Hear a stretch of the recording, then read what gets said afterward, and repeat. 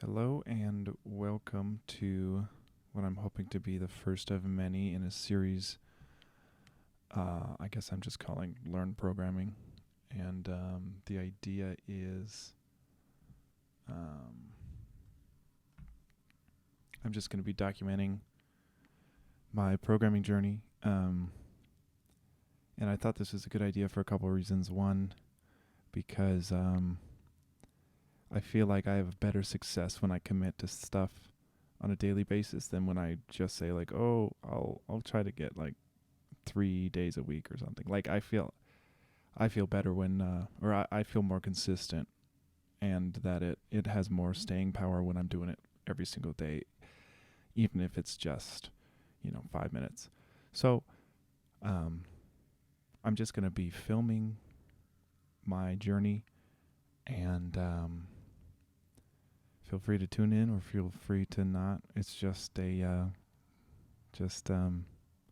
something I wanted to do. So I'm planning on doing C programming on this channel and Lua programming as well.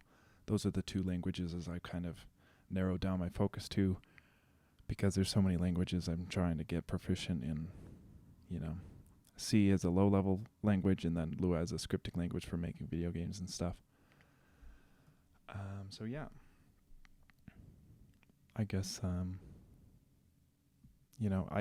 thought that this would be a good idea because I would rubber duck debug and it would help me solve programming problems. So I figured if I'm kind of talking to somebody, just talking to, the ether, it would help me not only figure out problems, but also help me stay focused, because left to my own devices, I'll want to go on YouTube or something. So trying to do a more formal sort of stream-like series where it helps me stay focused. So what I just did here was git clone a repository I made of a prayer. An artist prayer is what I call it. And it was from Julia Cameron's The Artist's Way. She had us in 1 week journal a little prayer just for like kind of blessing the work, and then reading Stephen Pressfield's War of Art. He also does a thing where he invokes the muse before he works. So I thought it would be kind of cool to code a little something to put my artist prayer in code, and then sort of use it as a ritual as I get into my work for the day. So I just git cloned it, went into that repository, and it's in C. So in order to run that code, I'll need to compile it with cc, and that'll make an a.out file, which I can then run. And this is it. It starts with "Oh Great Muse," and when I was writing it, it was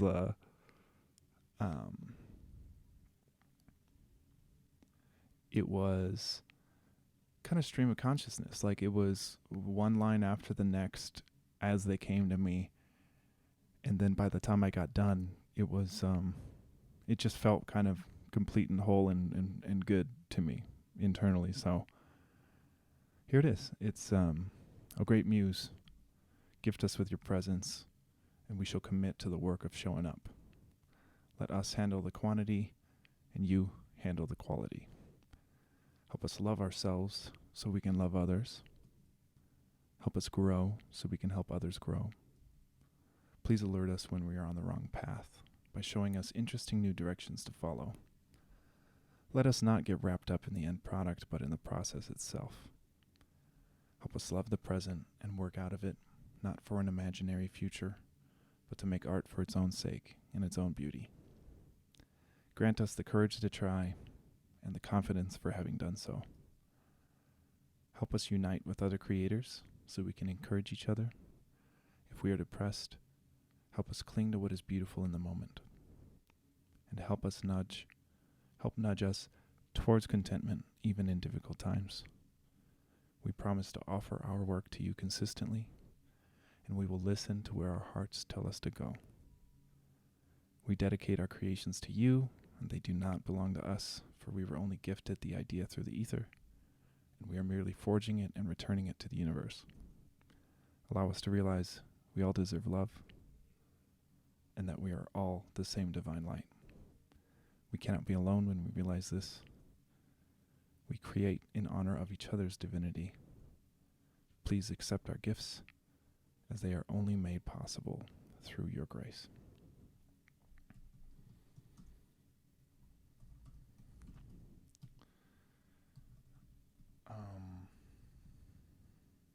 So, one thing, or the project I'm working on in game programming right now is I'm trying to remake the old school game called Joust, which my dad showed me.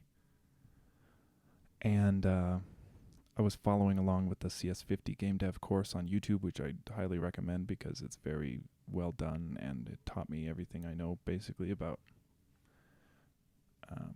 game programming. So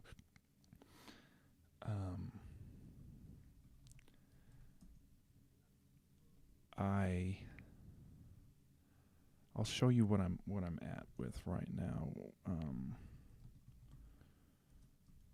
So let me see what branch I'm on.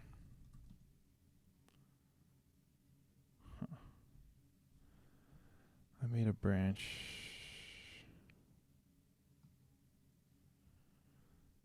Let's see. So, I mean, I figure a lot of this channel is going to be me staring silently at code, trying to figure it out, but it's kind of the whole deal with code. So I have a branch. See, like I have 3 branches, so I don't know why my other branches aren't showing up.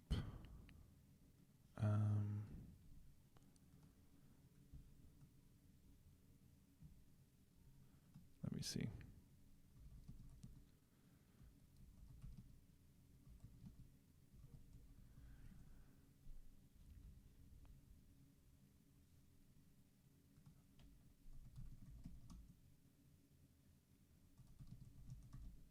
Yeah, fuck.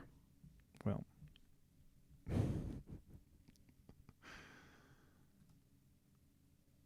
This is mostly what a programmer does. Oh. Okay. Just gotta pull it. Instead of origin main, I'd pull origin original Joust, which is what the branch is called. Oh, nice. So it just pulled it there, and then I can switch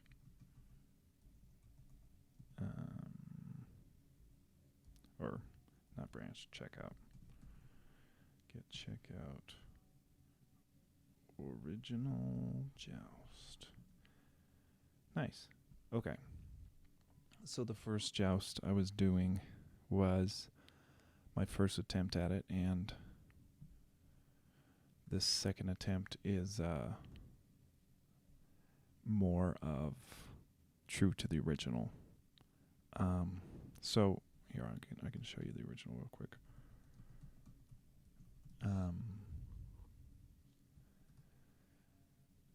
And it's, there we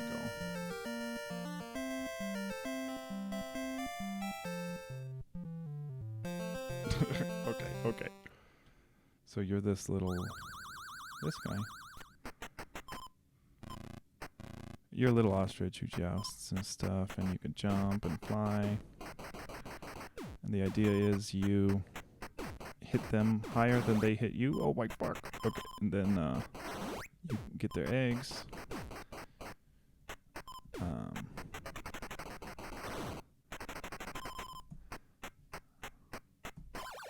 So yeah, that's it. I mean, not that that's it. It's just, it's not, it's an old game, so it's not, it's not like I'm trying to make Uncharted here. But it's harder than Pong, which is what the first lesson on CS50 game dev was. So this is what I got so far. I just got the player controls. I've got a couple, I've got some, I've got like, as you flap, you can bounce off the top of the screen. I've got goes from right to left. Although I noticed that is not how the game implements it. See how it disappears right there? It should not do that. So I have an idea how to fix that. But and I'm also rendering it at a virtual resolution equivalent to the original game. I took the pictures. I took pictures for reference, and then I got how many pixels tall and wide each thing was, that sort of deal. So I'm trying to make it like as true to the original as possible, but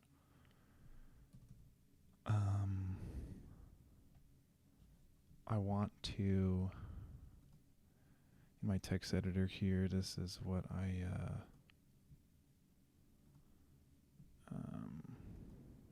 god, that is not what I wanted to do.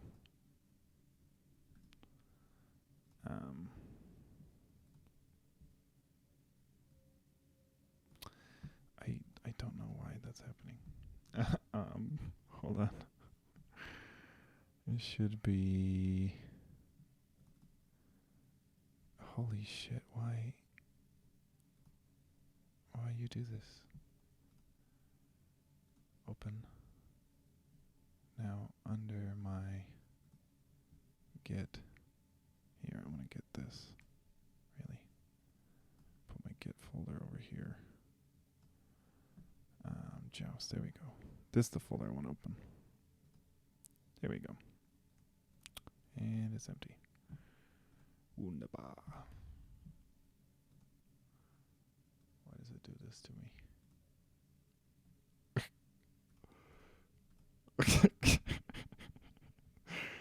Okay. Yeah, I see all the files in there. Why? Okay, now you work. Whatever. Okay. So the basic structure of this project is I've got a bunch of different states for the state machine, like, the title screen or the play state or the fail state, help, whatever, all that stuff. I've got a bunch of pictures for the sprites I'm planning on using, and then I've got, these are classes, so I can kind of encapsulate all the information between the different players or whatnot, and then push as a library to resize the game to the virtual resolution and make it full screen and whatnot. But yeah, maybe the two most important right now are probably going to be this main, main function, and the play state, because main is where you kind of set up all those new files you're going to reference, for the game, and then in the play state, which is right now what the state machine defaults to setting, is where it initializes all that good stuff for the play state. So let's see here. So the that's called wiener.lua because I was doing a sausage game, and the class I was using was called wiener. So get your mind out of the gutter there.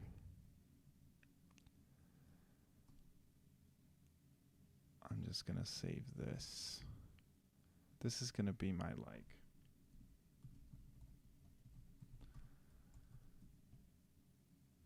notes on the things I still need to fix. So I know I need to fix the player, what do you call it when it goes off screen? Player off screen fix, so it doesn't just appear. And then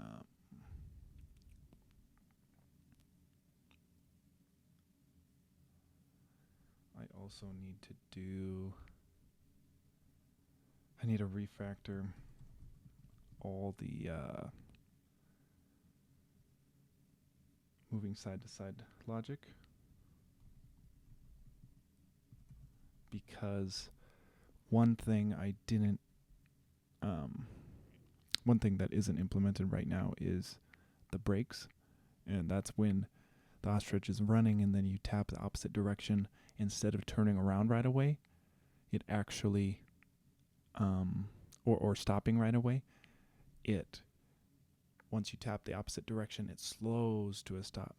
Unless you're in the speed tier 1 where he's just walking, then he just stops. But I need to refactor all that x-axis logic, probably with delta x, which is just velocity, basically, change in x.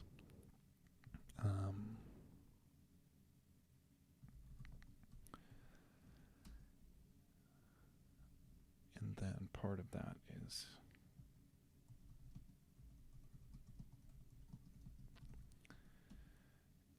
then I know I need to do, I don't want to get too ahead of myself, so maybe I just work on these right now. So,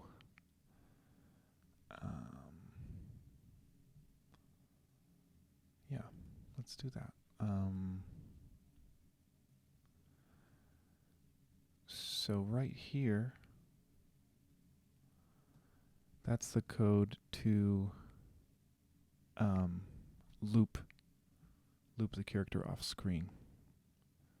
So I'm setting player 1's x to its current x moduloed by the virtual width, which means if it's higher than the virtual width, meaning the leftmost side of my player is off screen, then it would get set to 0, which is what that modulo would be doing if it's, if it's just off screen. So modulo will return the remainder. So if it says the player 1's x would be off screen, then it gets moved to 0, basically, because the remainder would be slightly higher than 0, depending on when the game's refreshing and stuff in the delta time update loop. But this is the code we would need to do to fix that.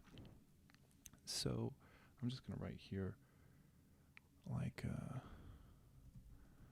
loops player to other side of screen.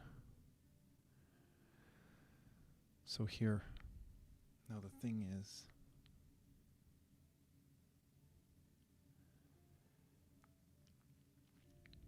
how it just appears there, like it'll appear on the left side of the screen all the way, while it'll disappear on the right side. Like, look at this. It goes, so like, see how it's going off screen there? And then as soon as it's off screen, it's all the way on screen.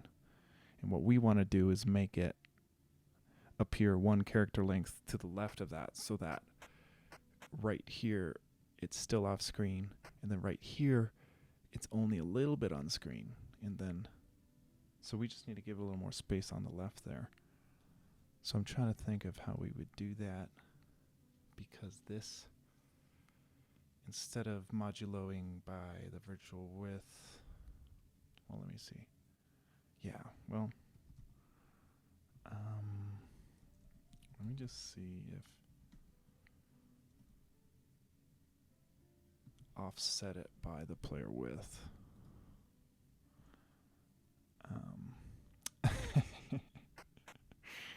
That's not it.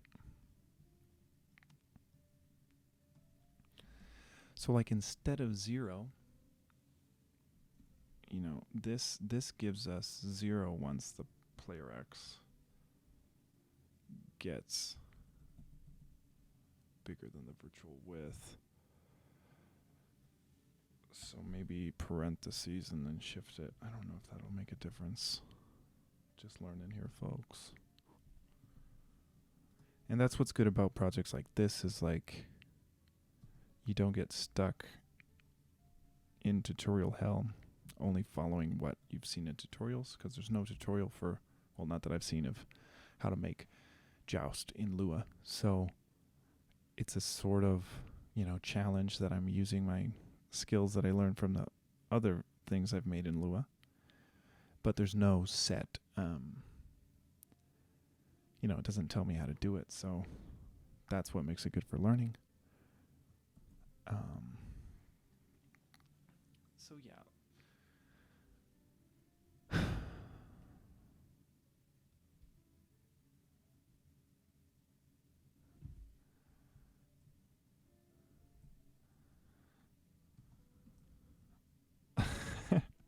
It's like I'm still learning how, this logic stuff works. So instead of shifting it to the right, which is what the plus would do, maybe shift it to the left and then modulo it by the virtual width. I honestly don't get why it freaks out and goes so far. But that's not it, clearly.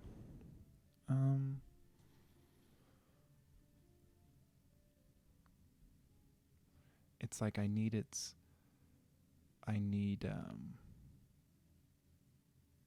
when it gets reset, I don't need it to be 0 when it resets, which is what the modulo by the virtual width would do. I need it to go to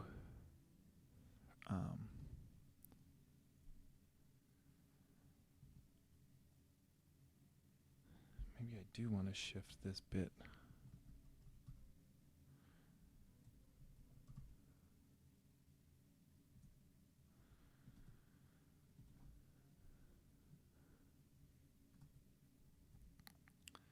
I just don't get why that makes it. Oh, but look, it was like spawning. Well, it's moving too fast to see. Well, yeah.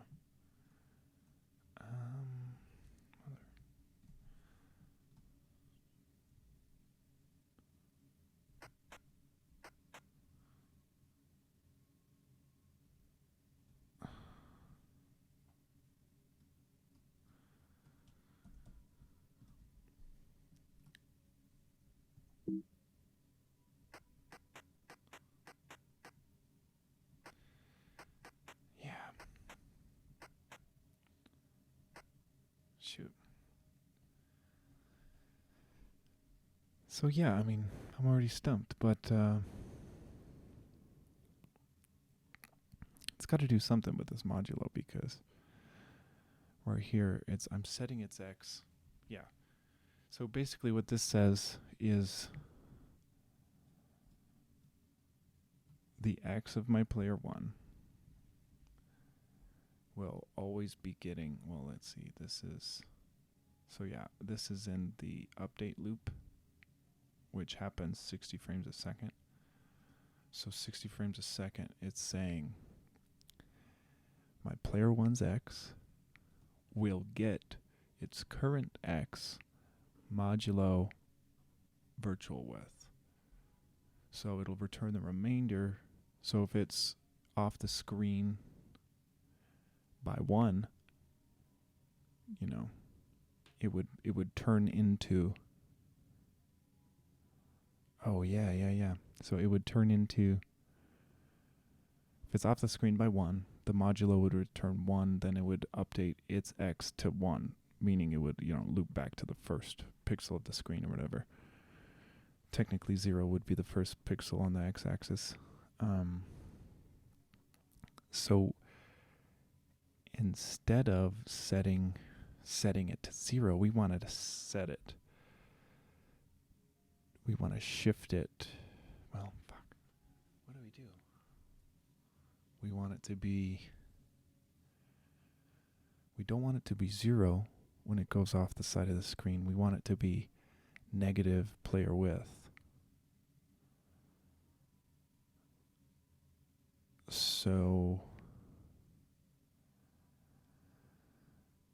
how do we modulo? Because yeah, we don't want it to be 0. So we have to, if this is 0, we want it to be, did I already try this? Player1 dot width. So that it's not going to 0. It's going to, see, but that messes up. I feel like that messes up my player1x, because it's like, yeah, that's why it's all freaky and moving and stuff.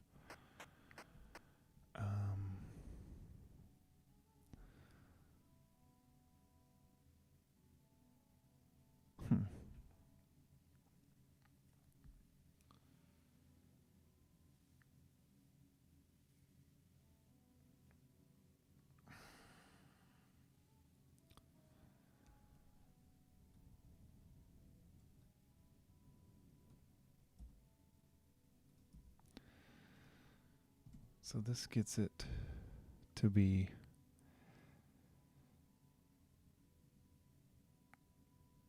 zero.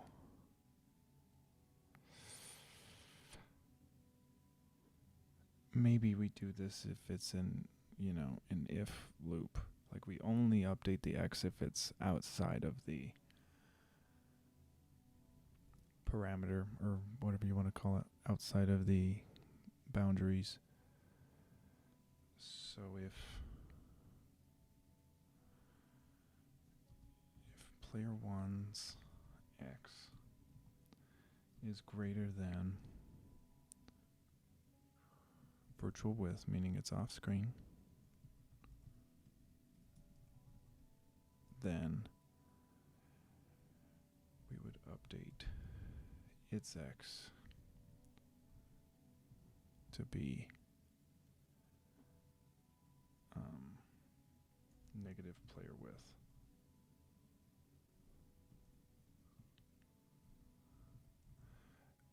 And that should get it. That should get if it goes.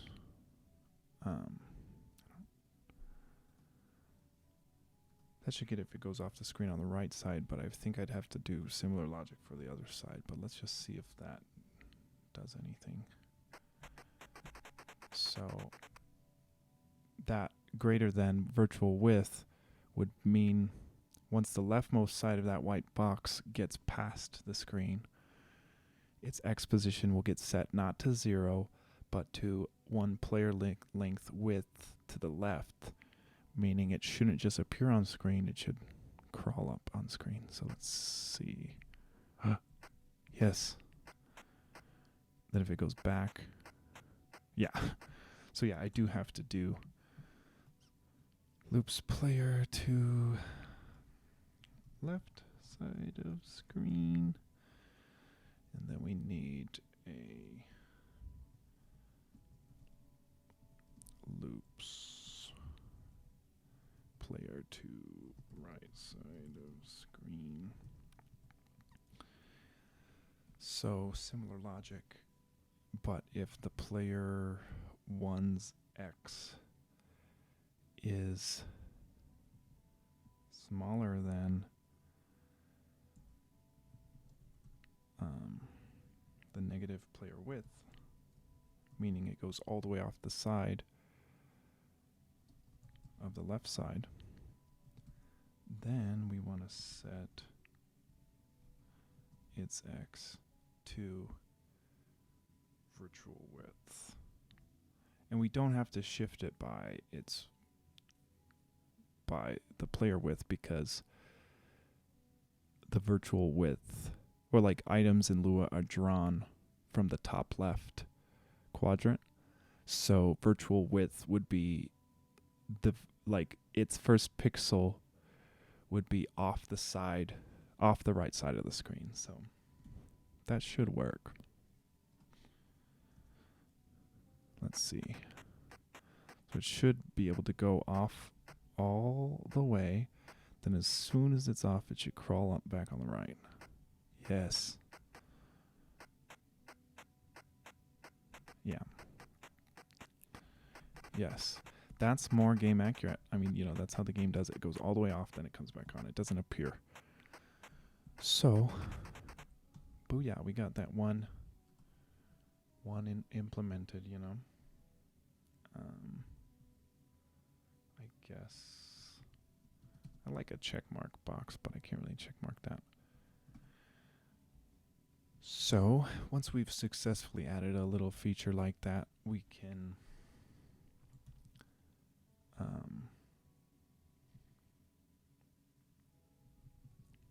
add all the files to the staging area. We can commit with a message saying fixed player 1 looping off screen.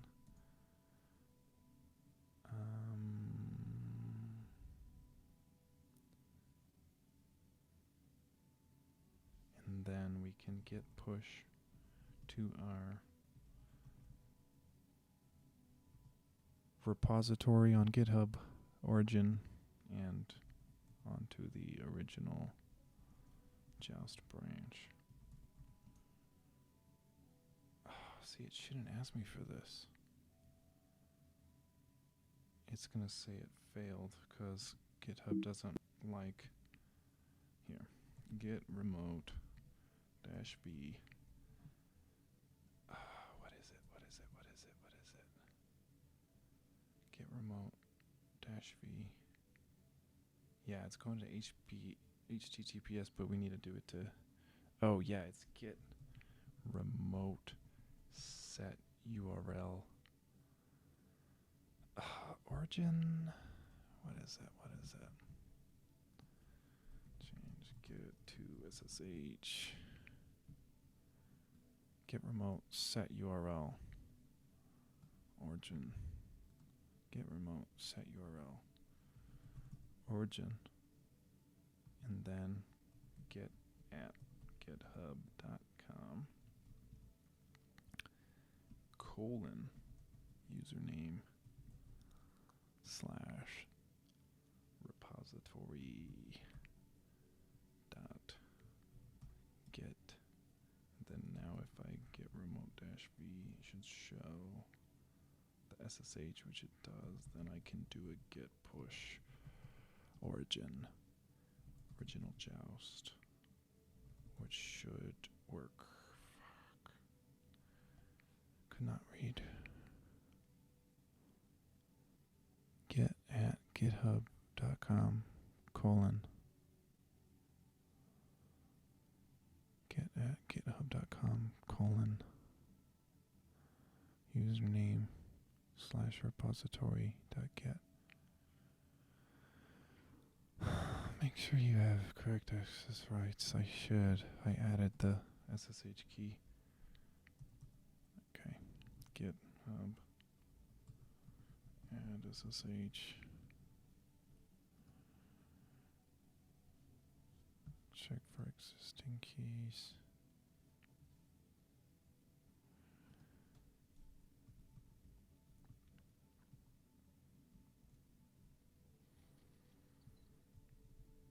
This is programming, folks. It's just all this. Yeah, I do have it. So why is it not liking me?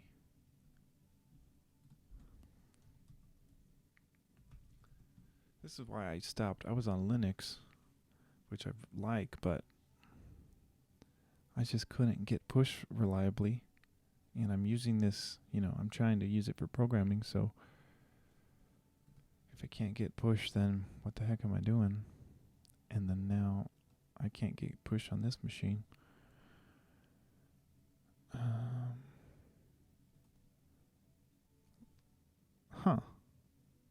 I guess I gotta do it again because I don't have my Mac Daddy on here, which is what I call the Big Mac I'm using.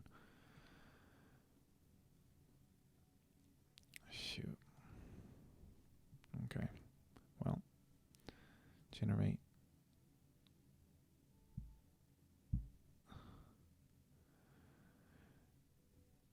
If you don't want to re-enter your passphrase. Holy crap. Okay. Well, I don't think I need that stupid thing. So, keygen-t, do that crap. And then GitHub email address. GitHub it. What is GitHub email address? Oh, okay. I got you. Okay. So it's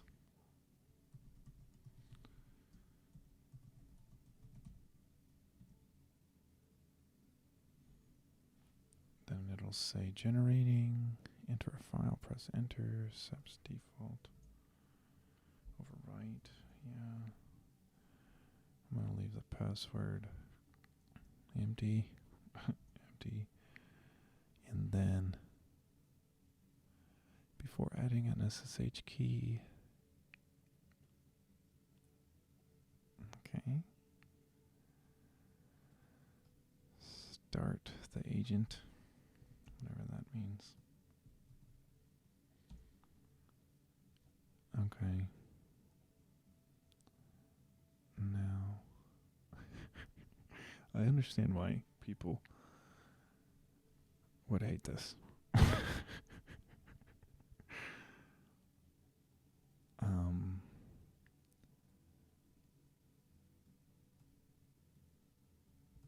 Let's see. It does exist. Modify the file to contain the following lines. Host, have keys, yes. Use keychain, yes. Identity file. Yeah. Now, add the private key to the agent and store your passphrase in the keychain. All right. Identity added. Now, add a key to my account.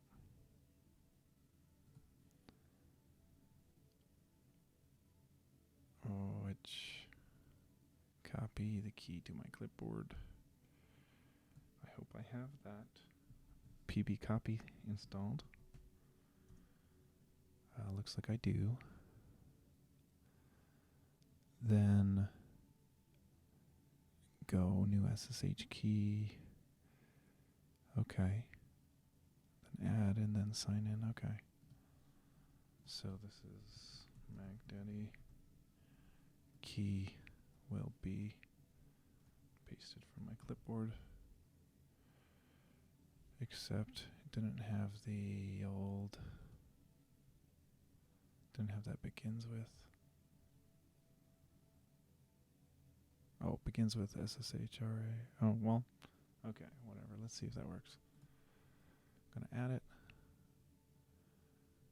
MacDaddy SSH never used. But let's try it. Git push origin. Original Joust. Oh, I think it worked. So if we want to see if that worked, and by the way, GitHub, if you guys don't know, is just a great little site that lets you store your code and back up your code and take snapshots of your code as a source control. Look at that. So look, original Joust had recent pushes less than a minute ago. So if we go check that out and we go to main.lua, we can scroll down and see that, well, it's not in main.lua, it's in playstate. Oh, and see, look, here it says it's got those changes. Fixed player 1 looping off screen, which we can go and see that is right here. This is that new code we changed or updated. So when I'm working, since I have 3 different machines, I can work on this machine when I'm streaming or recording, and then save those changes, push it to my online repository, and then when I'm on my laptop later tonight or something, or if I want to work on it a little later on another machine, I can pull those changes from the online repository and have my work there. And then likewise, if I'm on my laptop, I make some changes, do another git commit, push it up to repository, and next time I'm on this computer, I can do a git pull, have all those changes, and then you can also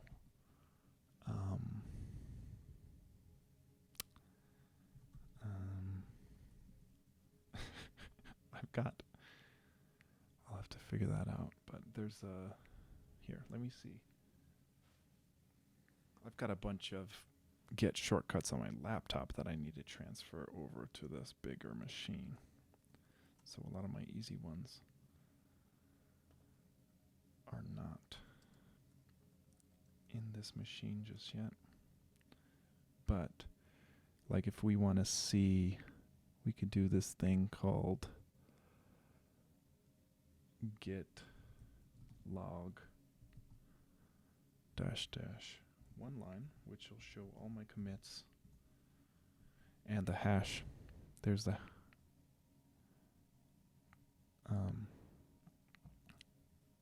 so all my git commits are there, and at any point in time, you know, if I mess up my code or something, I can recover any of these snapshots using GitHub, which is really cool. And it only stores the difference in code. It doesn't store the whole code. So every time you commit, you're only saving the difference, which is like, you know, these 2 lines or whatever. So that's, since it's text, it's like kilobytes. So it's efficient and smart.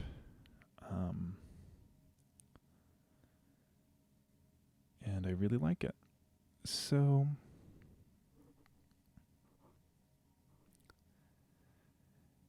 there's other things I can do with that. I'll add all my Git shortcuts later, but that is really cool.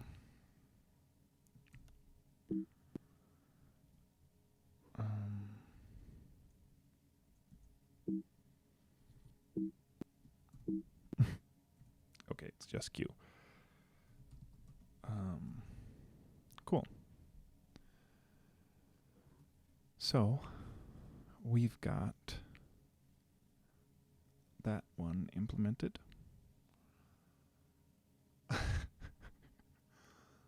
So yeah, that one was easier than this one's going to be, because I have to change all this X logic. So right now, you know, the ostrich can go at 5 different speeds, I think, after my testing of the game, but right now I have it set where it's modified by the speed tier. So when I go to update its X, let me see, yeah, so when I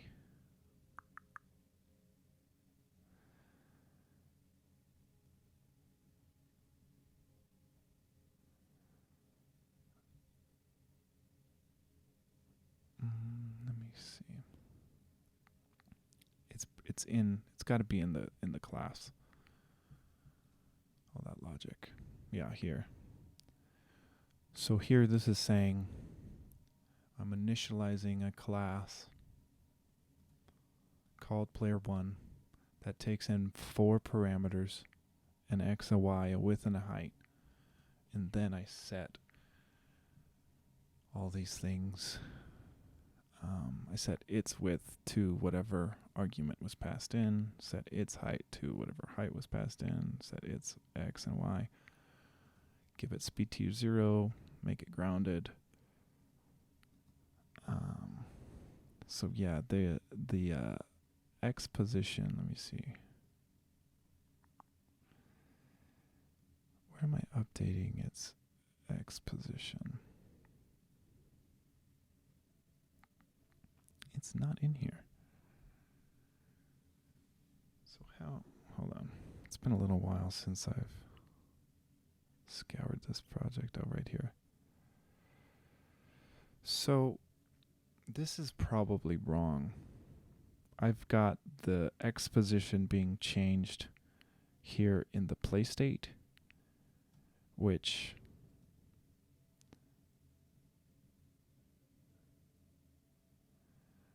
I can do. Lua will let me do this thing called update. So since this runs 60 times a second, what I can do is instead of all this code, I can move all this code into the player one class under its update, which is where it should be because that's where the Y and everything is controlled. So I can move that, and then I can do this thing called, I think it's like this, where you just say, hey, update this player one object and pass in delta time, which is all that it's doing currently when it's in here, because it's updating every frame. So instead of updating it every frame right here, it would say, hey, go to player one's update and run all that code. So I'll put it right here, and then I can just clean up this play state. So like, you know, because I'm gonna be adding other, you know, enemies and stuff, and I don't want all of this code to be clogging up my play state update function. I just want to say, hey, update player one using all of its logic, and it's nice, clean, and simple. But the thing is here,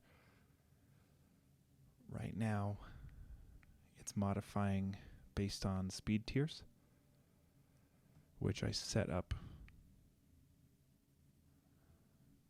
I've got speed tier 0.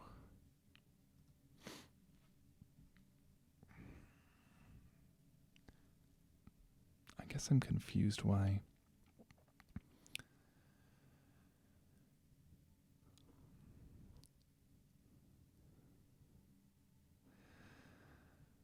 So I'm updating the speed tier, you know, if it's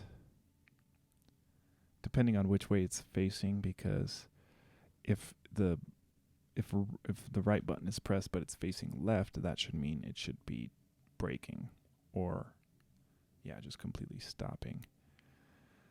But the thing is here, since I'm right now doing player one's X based on, or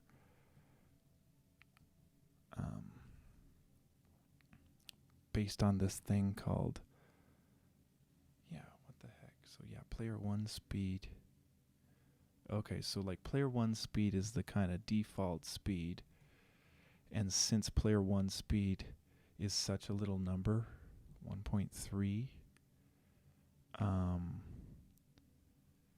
since the virtual resolution is so small, it's only right here, it's only 292 pixels wide. Since that's so small, this number 1.3, or just say 1 for example, if I just do 1, it was too fast to be accurate to the game. So instead of trying and you know, there's better ways of doing things and worse ways of doing things. So this is just what I kind of currently have, where I'm scaling its speed, which is just about 1, multiplying it by 0.3 to be like a third of 1. And then if it's in a different speed tier, you know, if it's in 2, for example, then I'm going to modify it by its second speed, which is a little bit higher than 1. So basically it's like, I think I did this because I wasn't having enough control to make it game accurate, to make the player's speed game accurate, because it was just such little numbers we were dealing with. So I just kind of came up with that idea to do a slow scale, which slow scale probably isn't the right word for it. It should be, well, I mean, it kind of is. I don't know. Basically, so it's like instead of having to calculate what 1.3 divided by 3 is and then what 1.8 divided by 3 is, I just let the computer do that, and I just multiply it by the 0.3. So yeah, instead of doing all this, I think what I really need to do is do dx, initiate delta x for the player 1, and then still have a speed tier, but that speed tier changes the velocity. And that velocity may look something like this, where it's the player 1 speed multiplied by the slow scale, or I just need to figure out if I should just see what those numbers are, because these numbers right here are what I've found to be fairly accurate for the game. And how I did that was I timed in the original Joust how long it took for the character to go from all the way on the left side to all the way on the right side. And then I timed my character once I was, it was just trial and error plugging in these numbers. And I found that 6 is about its max speed. Well, 6 times 0.3 is about its max speed to get all the way across. So I'm going to have to figure that out. I don't think I'm going to figure that out just yet. But for today, I have, done my programming. So today I have conquered resistance and actually programmed. And we got at least one feature, and I set up all this stuff with OBS and the mic and everything, figuring all that stuff up. So in the future, it should be easier to get going streaming. But yeah, this is the first episode. And yeah, I would say it's a big success because I wasn't, there wasn't a single second where I was like, hey, I should pull out my phone and, go look on Twitter or something, because, the rubber duck debugging, talking to the computer here and the mic helps me kind of zone in. So I think it's a big success, and I'm going to upload this to YouTube and then hopefully keep doing this and keep uploading. Not so much to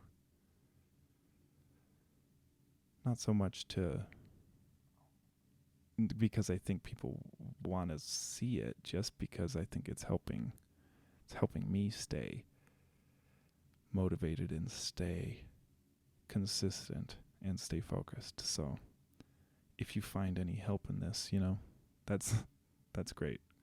And if you find inspiration from it, that's even better. And I'll see you next time, tomorrow.